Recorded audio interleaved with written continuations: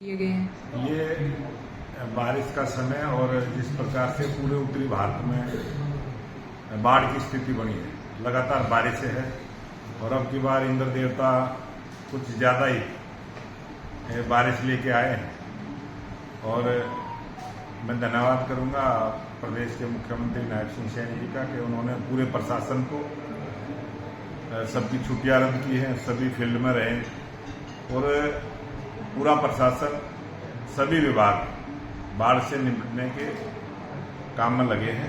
उसी प्रकार से भारतीय जनता पार्टी के आज हमने सभी अपने जिलाध्यक्ष से प्रभारी और सभी पदाधिकारी और सभी विधायक और सांसदों सबको इस काम में लगाया है और भारतीय जनता पार्टी के सभी नेतागण अपने अपने क्षेत्र में अपनी अपनी फील्ड में अगर किसी परिवार को बारिश की वजह से कोई परेशानी है तो उनका सहयोग करें, उनकी मदद करें।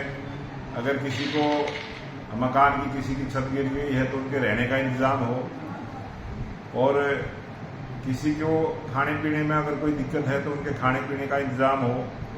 उनके अगर पशुओं को भी किसी प्रकार के चारे की आवश्यकता है, उनके व्यवस्था करने की है, उसका भी ध्यान रखें। और इस बारिश से प्रभावित कोई भी परिवार है उन सब की मदद भारतीय जनता पार्टी के कार्यकर्ता करें।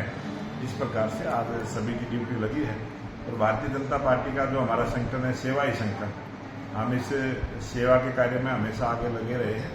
और ये 2 दिन की बारिश का और अलर्ट अभी दिया है जिस प्रकार से, तो बारिश कितनी होगी कैसी होगी तो आने वाला समय बताएगा।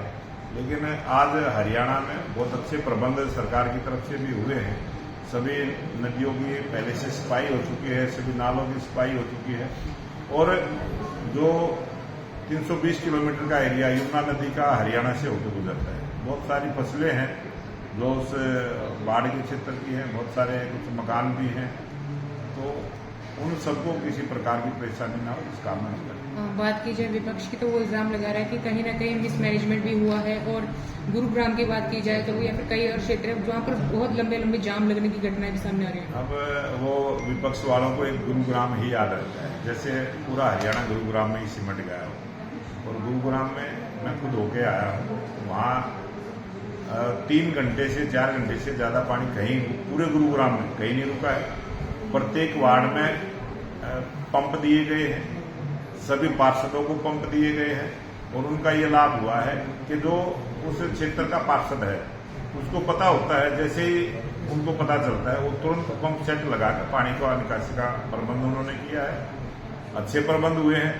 पहली बार है कि कहीं भी 3 घंटे से ज्यादा पानी गुरुग्राम में भी नहीं रुका है।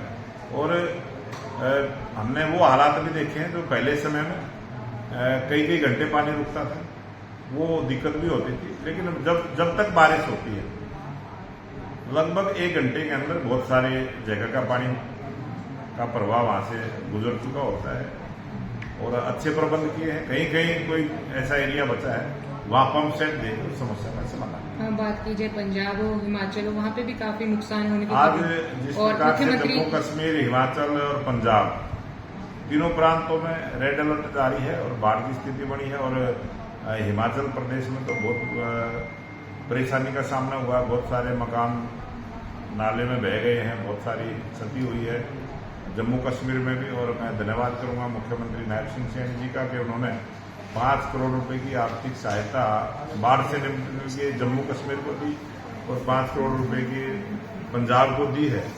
और मुख्यमंत्रियों से बात भी की है कि किसी भी प्रकार की कोई उनको आवश्यकता होगी तो हरियाणा उसके लिए तैयार है। बस, थैंक यू।